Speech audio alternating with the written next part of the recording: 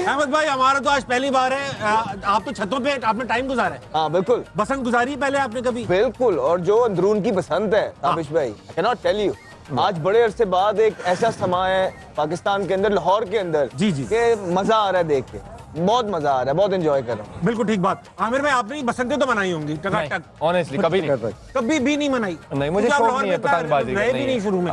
नहीं, मैं 2007 से हूँ यहाँ पे, हाँ, लेकिन मुझे नहीं बैन हो चुकी थी। मुझे शौक भी नहीं है एक पतंगबाजी का। राशिद भाई आपका ताल्लुक तो कराची से रहा, आपका बसंत से कोई ताल्लुक नहीं, पतंग से जरूर रहा। पतंग से रहा, बिल्कुल। पतंग उड़ाई भी आपने, और फिर जब पतंग उड़ती तो फिर पतंग पे मोहरे भी बहुत खैर बहरहाल नहीं, आज गया अहमद के साथ गया था अंदरून, और अहमद ने यार आज जो गाड़ी चलाई है ना इसने, हम लोग गलत चले जाते थे, अब वहाँ से यू टर्न लेके रॉन्ग वे, लेकिन रॉन्ग आई। लेकिन अच्छा था कि लोग जितने भी थे पहचानते थे अहमद को, और उनको रास्ता दिया गया माशाल्लाह। और माशाल्लाह। मरियम नवाज, अगर आप ये तो एक चलान बनता है, दो जगह हुआ यार पर पूरी बात सुनाओ ना, लोकेशन लगाई हुई थी अंदरून की, तो वो एक कट मिस हो रहा था, तो वो 4 मिनट से 25 मिनट पे आ रहा था, तो वो कुछ करना ही पड़ना था, रिक्वेस्ट करके करे थे राशिद भाई, क्या करे, लाइव चल रहा है, पहचानते हैं इनको, इतने बड़े स्टार हैं, एक अलाउड है, एक अलाउड। अच्छा भाई ऐसा है कि पहले थोड़ी क्रिकेट पे बात करेंगे। पाकिस्तान का आज मैच हुआ नीदरलैंड से, बात करेंगे मैच पे, मगर सबसे पहले स्क्वाड पे। पहला सवाल है अहमद भाई आपसे स्टार्ट करूंगा, स्क्वाड में कोई ऐसा बंदा बाहर तो नहीं रह गया जिसका टीम में होना बनता था मगर है नहीं? अच्छा भारी सवाल पूछा है आते साथ, स्टार्ट अच्छा किया, सवाल है कि अच्छा स्टार्ट किया।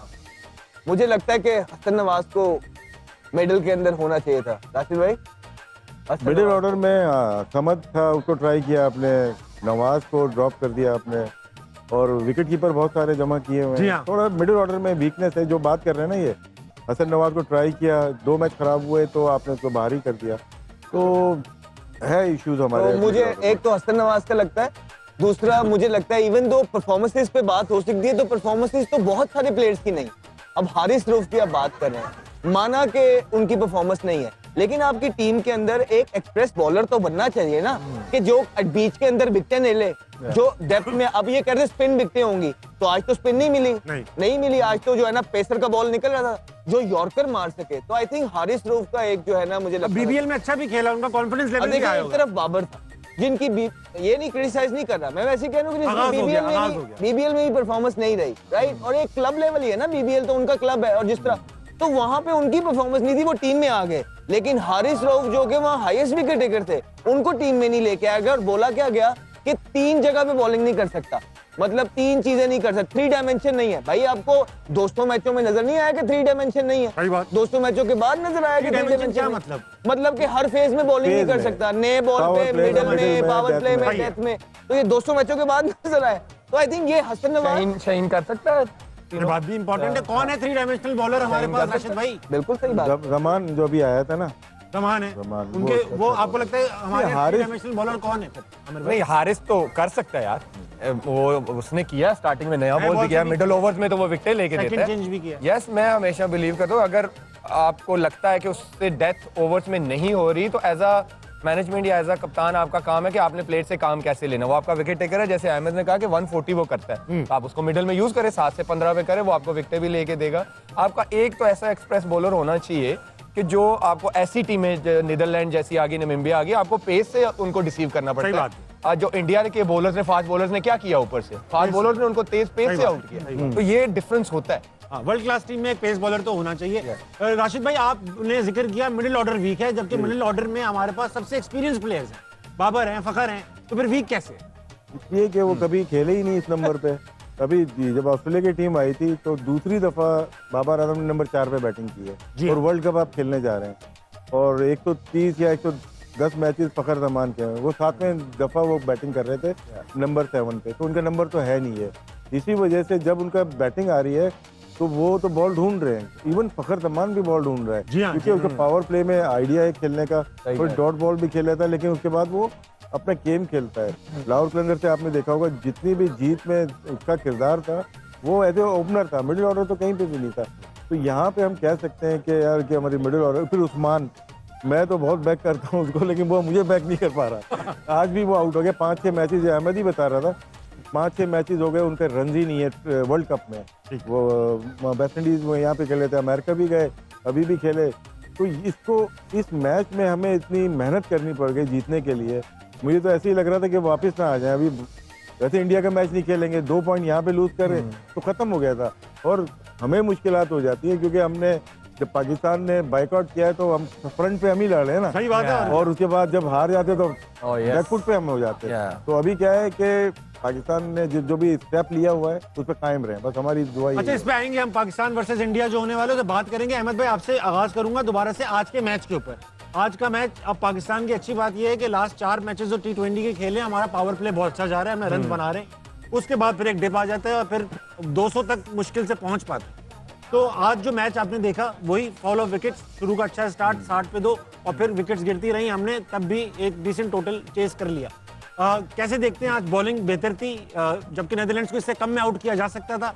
Even then we give away 147। तो मैं थोड़ा इसको क्रैक डाउन कर देता हूँ मैच को। सबसे पहले तो टॉस जीत के जो कप्तान का बयान था कि इतना घास तो मैंने श्रीलंका में कभी देखा ही नहीं है।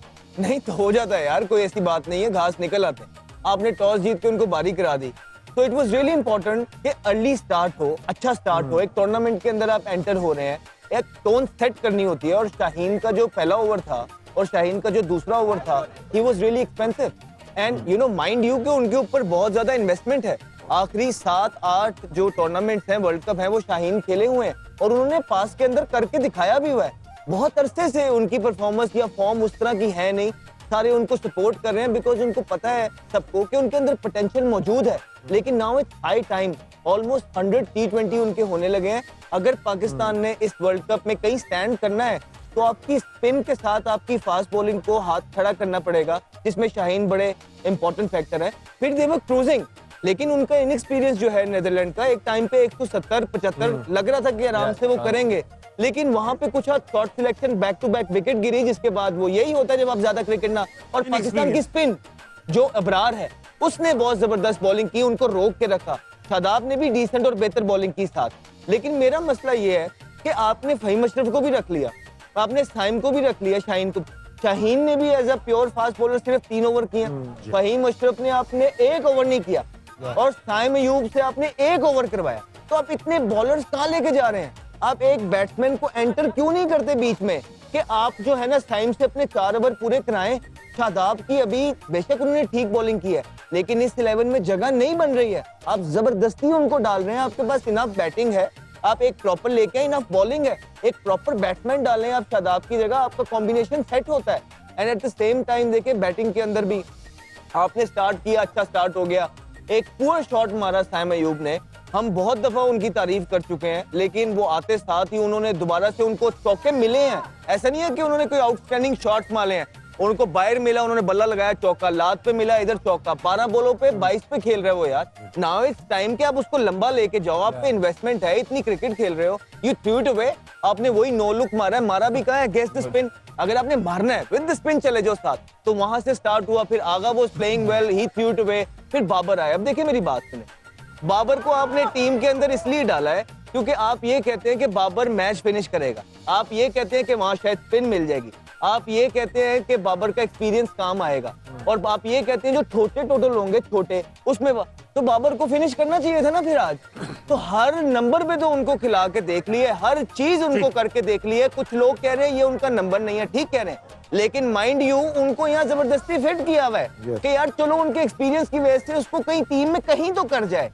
तो नाउ इट्स हाई टाइम कि पाकिस्तान क्रिकेट ने मूविंग फॉरवर्ड ये देखना है कि लोगों को ओब्लाइज करना है या वो टीम प्लेइंग 11 अंदर डालनी है कि हमने वर्ल्ड कप जीतना है। That all depends on Pakistan cricket team, captain and coach Mike Hesson and the chief selector जो भी मौजूद है वहां पे। दे हैव टू डिसाइड कि ओब्लाइज करना है या टीम देख। Done for today. शो खत्म करते हैं। आमिर भाई, आप पे आऊंगा। आमिर भाई, लास्ट वर्ल्ड कप में आप साथ थे टीम के, लास्ट इस वर्ल्ड कप में आप नहीं है। आपने लास्ट वर्ल्ड कप में हमारी डिस्पल परफॉर्मेंस थी पूरी टीम की। इस वर्ल्ड कप में क्या ऐसा है जो ना करे पाकिस्तान की cricket team according to you? According to me जो आज किया है वो दोबारा ना करें।